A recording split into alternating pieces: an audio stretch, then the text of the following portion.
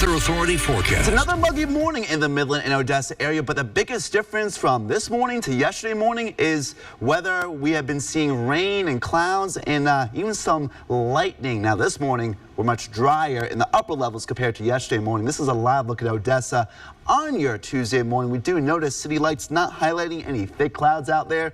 Pretty good visibility from the city lights indicating we're not seeing any mist nor fog out there.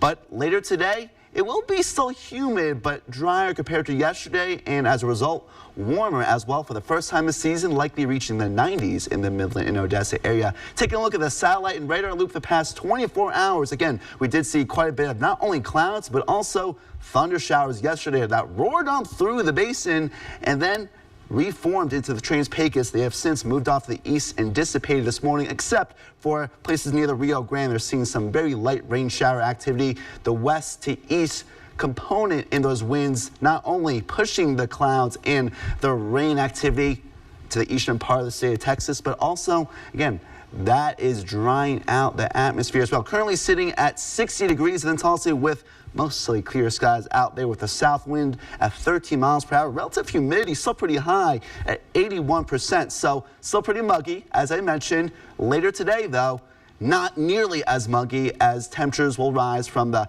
50s and 60s. A little bit cooler in New Mexico, a little bit warmer from Austin, Corpus Christi, and Houston. Eventually into the 80s and 90s in the basin, but cooler from places like Austin, Houston, and Corpus Christi, and cooler as well in the higher terrain. But in the tall city today, likely reaching at least the 90-degree mark. A surge of very warm air from Del Rio to Midland, Odessa, to Lubbock and Amarillo into the panhandle of the state of Texas. Average high this time of year, 81 degrees. I think we'll be way above that at 89 at 3 p.m., likely reaching the 91-degree mark. Very thin clouds, very warm and very dry air later in the day today. Now, again, still some light rain shower activity just south and east of our viewing area, but we're not going to be seeing much in the way of any clouds, let alone any rain activity throughout the basin today. Very few clouds in eastern areas and also near the Rio Grande as well.